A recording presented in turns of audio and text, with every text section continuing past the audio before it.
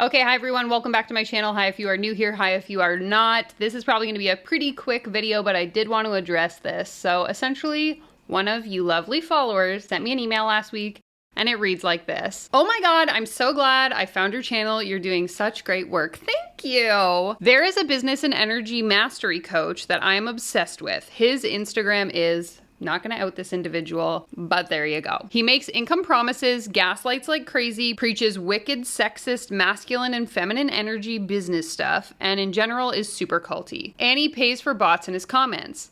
If you want, I've joined his email list and can forward it to you, yada, yada, yada. This guy's crazy, so much to work with.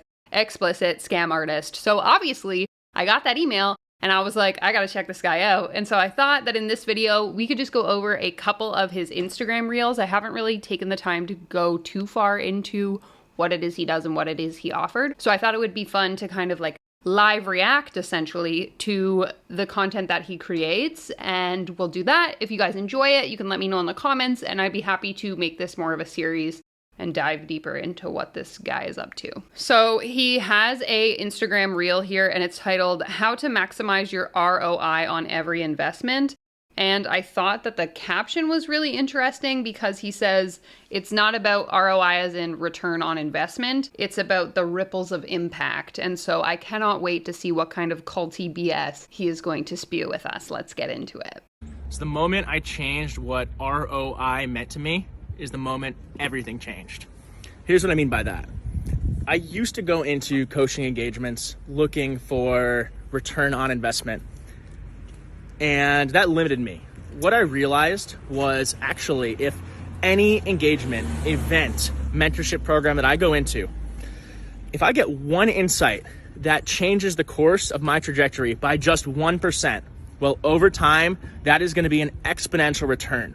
So I go into every single thing in my life looking for ROI, seeking it, because what that does is allows me to find growth in everything, to solidify that growth and use that growth to create impact into the future.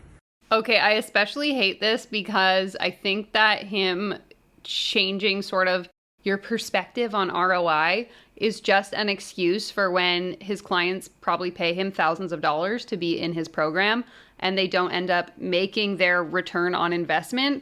He can kind of spin it as like, well, look at the ripples of impact that you've created. It's not about money, it's about being impactful. I hate it. I'm gonna read through some of the comments. So someone commented, yes, when people ask me what's my monetary goal, I always say impact after the dollar amount. That's what matters most. Again, just perpetuating this idea that like, oh, it doesn't matter, money doesn't matter, but really it's like, we don't want you to know that you got scammed. So we're just gonna convince you that it's all about impact and it's not about income, because who needs to be able to afford to pay their bills? That's freaking stupid. And then there's just a lot of, I wanted this information, feel this so powerful, investment is necessary, you're doing so good.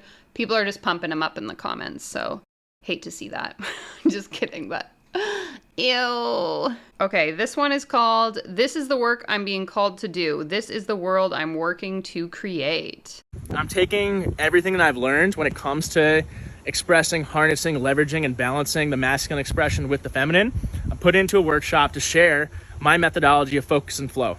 How you can truly balance your masculine and your feminine, bake them into the fabric of a business to create a business that is... Bake them into a fabric of a business. What are you saying? Flowing, fulfilling, financially rewarding, but also structured and rhythmized and made for energetic flow.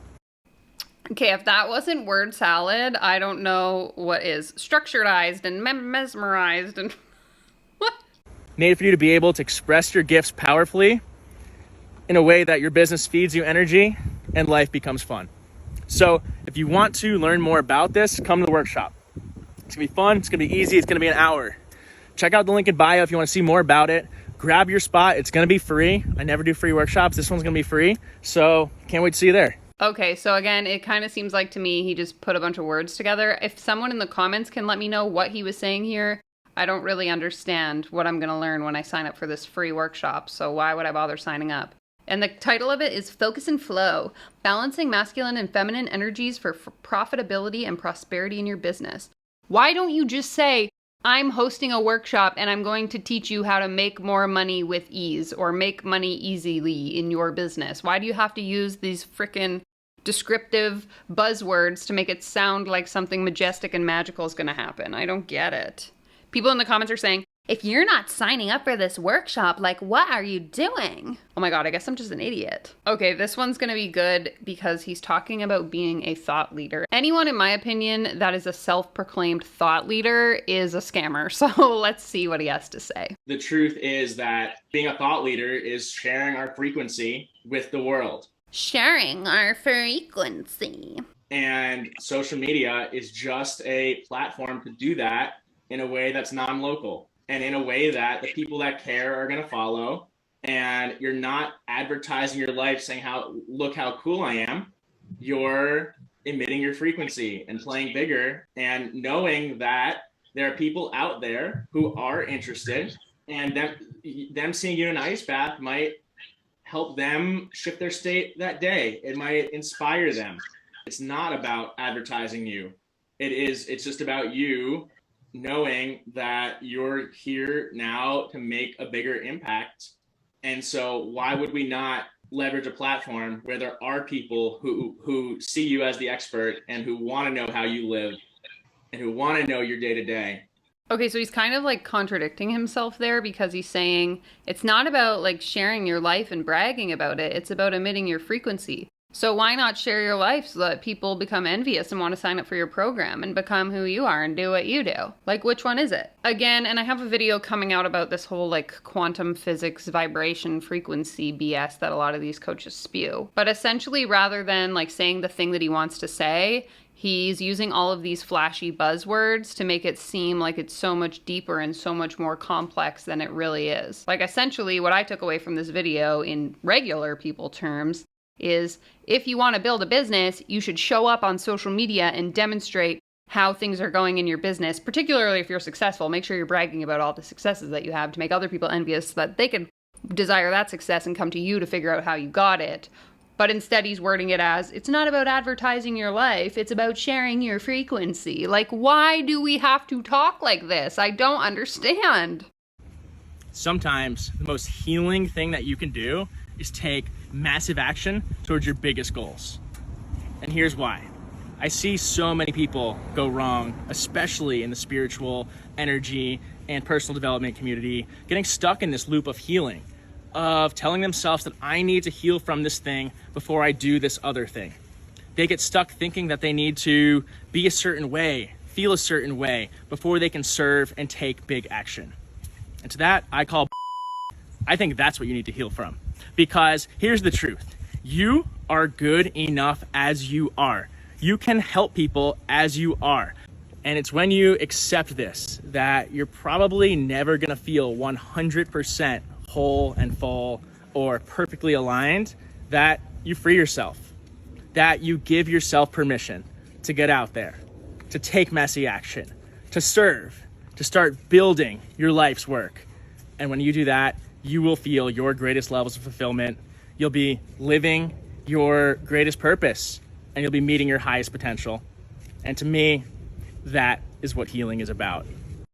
And this is why we have 25-year-olds like myself 5 years ago who go through a quarter life crisis and then all of a sudden think they're an expert and become a life coach and start coaching other people when they're totally not qualified to be doing that. Okay, that being said, I get it. I understand, the concept of imposter syndrome. I do think a lot of the times we have to like take action towards the things we want before we feel like we're ready. I always encourage people that if you have some sort of like inclining to start a business, start a YouTube channel, do anything, you should just kind of start and figure it out along the way versus waiting for everything to like line up perfectly and to feel like you're ready. I don't disagree with that. However, what I think this kind of perpetuates is this narrative and sort of reality of people who are super underqualified in particular subjects turning that into a business and then coaching people on topics. So again, whether it's like the person whose life is in a mess that decides to become a life coach, or these business coaches who have literally never owned a business now coaching other people on how to own a business.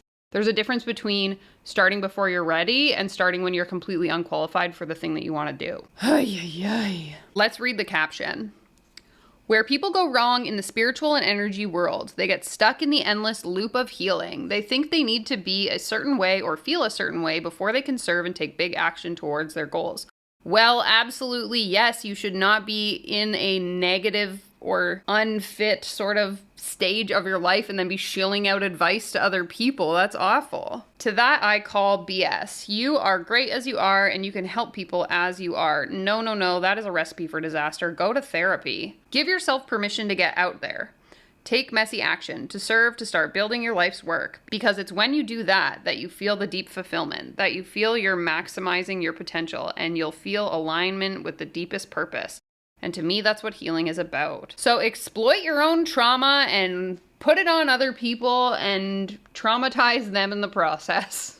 Like, oh my God. There is such a difference between doing things because you feel inspired to, but you're not quite ready, and just doing things completely ignorantly and in an unqualified way. I hate this so much.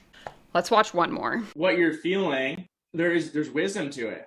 If your soul is telling you you're not living with ultimate alignment, there's probably some truth there. And with that truth comes opportunity. Alignment. And am I the fucking tires on a car? Like, what? And this is where, like, you're right. We don't need an answer right now, but we can have some good questions, such as how the ultimate life that I want, how can I embody that now? You don't need to be at a location. You don't need to be, on a volcano on the beach to do that. It's going to be about what's the feeling that you get from being there in that place, and how can you embody that feeling now? How can you, within the constraints of your current life, how can you optimize for alignment? Okay, but actually, how can I do that? Especially, I always like to think of it from the perspective of someone who isn't in a place of privilege. How can I possibly embody the life that I desire when I'm barely in a position to get by in the life that I have? I think that while it's important to, have goals and dreams that we aspire to achieve,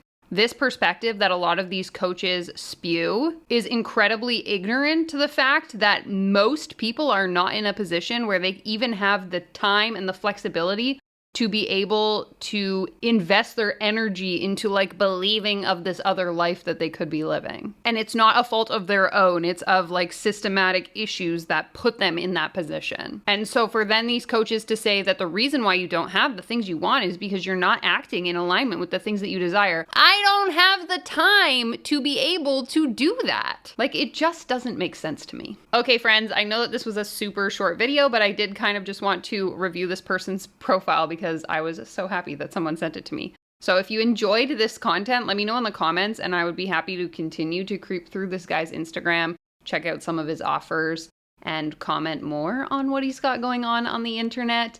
All that to say, if you have other profiles you want me to check out, my email is linked in the description of this episode. Be sure to give it a thumbs up if you enjoyed, subscribe to my channel, and I will see you in my next video.